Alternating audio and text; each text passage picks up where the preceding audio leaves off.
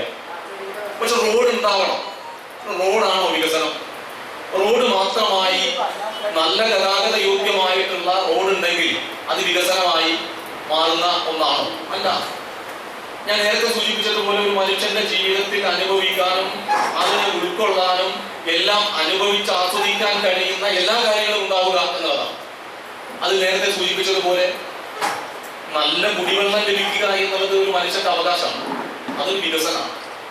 അപ്പൊ കുടിവെള്ളവുമായി ബന്ധപ്പെട്ട് കഴിഞ്ഞ ബഡ്ജറ്റുകളിൽ നാം വിഭാവനം ചെയ്യപ്പെട്ട പ്രവർത്തനങ്ങൾ ഇന്ന് അതിന്റെ അന്തിമഘട്ടത്തിൽ എത്തി നിൽക്കുകയാണ്.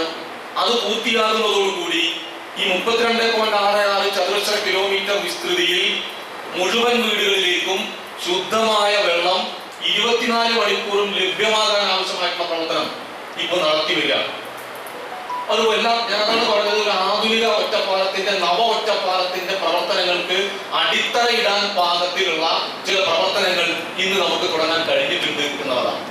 അപ്പൊ കുടിവെള്ളത്തിന്റെ കാര്യത്തിൽ ആ മേഖലയുമായി ബന്ധപ്പെട്ട പ്രശ്നങ്ങൾ പരിഹരിക്കുന്നതിന് വേണ്ടിയിട്ടുള്ള പദ്ധതികൾ, പ്രവർത്തനങ്ങൾ ഏതാണ്ട് 15 കോടി രൂപ നമുക്ക് ലഭ്യമാവുകയും അതോടൊപ്പം നമ്മുടെ വികസന ഫണ്ട് ഉപയോഗപ്പെടുത്തിക്കൊണ്ടുള്ള മറ്റ് പ്രവർത്തനങ്ങളും ഒക്കെ നടന്നതിന്റെ ഭാഗമായി കുടിവെള്ളവുമായി ബന്ധപ്പെട്ട പ്രവർത്തനങ്ങളിൽ ഒരു വലിയ മുന്നോട്ട് പോക്ക് നമുക്ക് നടത്താൻ വേണ്ടി കഴിഞ്ഞിട്ടുണ്ട്.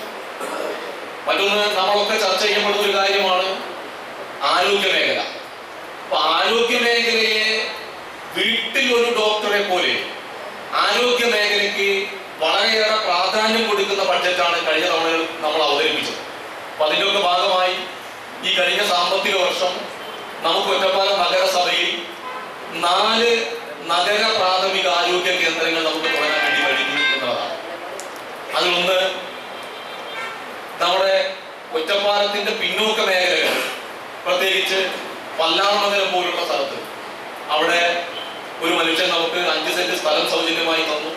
ആ സ്ഥലത്ത് MLA ഫണ്ടും നഗരസഭാ വിഹിതവും ഉപയോഗിച്ചുകൊണ്ടുള്ള കെട്ടിടം നിർമ്മിക്കാൻ വേണ്ടി പോകുന്നു. സ്വന്തമായ കെട്ടിടം അവിടെ വരാൻ വേണ്ടി പോവുകയാണ്.